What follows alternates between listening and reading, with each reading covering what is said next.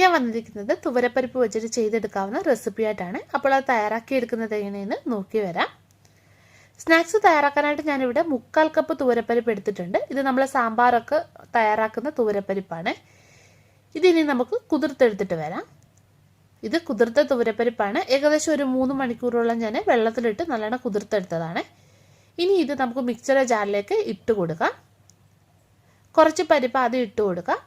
ഇനി ഇത് നമുക്ക് ചതച്ചെടുത്തിട്ട് വരാം. ഇത് ഇതുപോലെ ചതച്ചെടുക്കണം, ഒരുപാട് അങ്ങ് അരച്ചെടുക്കല്ലേ.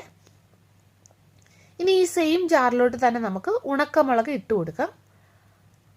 6-7 ഉണക്കമുളക് ഞാൻ ഇട്ട് കൊടുത്തിട്ടുണ്ട്.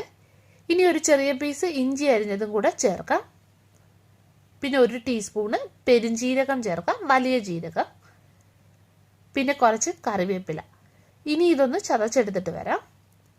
അപ്പോൾ ഇത് ചതച്ചെടുത്തിട്ടുണ്ട്. ഇത് ഈ സെയിം പരിപ്പിലോട്ട് തന്നെ നമുക്ക് ഇട്ട് കൊടുക്കാം.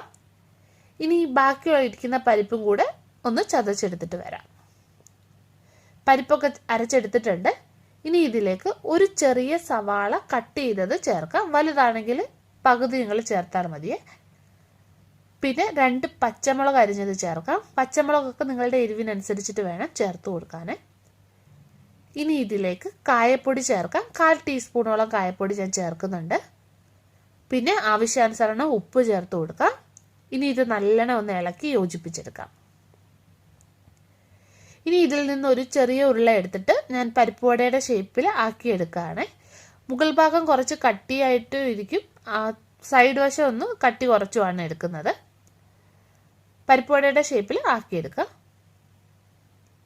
ഇനി ഇത് നമുക്ക് വറുത്തെടുക്കാം. അപ്പോൾ എണ്ണ വെച്ച് ചൂടായിട്ടുണ്ട്. ഇനി ഇതിലേക്ക് ഓരോ പരിപ്പുവട ഇട്ട് കൊടുക്കാം. ഇനി ഇത് തിരിച്ചു മറിച്ചു വിട്ടിട്ട് നല്ലോണം മൂപ്പിച്ചെടുക്കാം. അപ്പോൾ പരിപ്പുവട ഒന്ന് മൂത്ത് വന്നിട്ടുണ്ട്, അതിൻ്റെ കളറൊക്കെ ചേഞ്ചായി വന്നിട്ടുണ്ട്. ഇനി ഇത് നമുക്ക് എണ്ണയിൽ നിന്ന് കോരി മാറ്റാം. ബാക്കിയുള്ളത് നമുക്ക് ഇതുപോലെ തന്നെ തയ്യാറാക്കിയെടുക്കാം. അപ്പോൾ പരിപ്പുവടയുടെ തയ്യാറാക്കി എടുത്തിട്ടുണ്ട്. നല്ല ടേസ്റ്റിയാണ്. ഞാൻ ഒരെണ്ണം മുറിച്ച് കാണിക്കാം നിങ്ങളെ. അപ്പോൾ ഉറപ്പായിട്ട് നിങ്ങൾ ഇതുപോലെ ചെയ്ത് നോക്കുക. വീഡിയോ ഇഷ്ടപ്പെടുകയാണെങ്കിൽ ഒന്ന് ലൈക്ക് ചെയ്യുക, ഷെയർ ചെയ്യുക. അപ്പോൾ നമുക്ക് വീണ്ടും മറ്റൊരു നല്ല റെസിപ്പിയുമായിട്ട് കാണാം.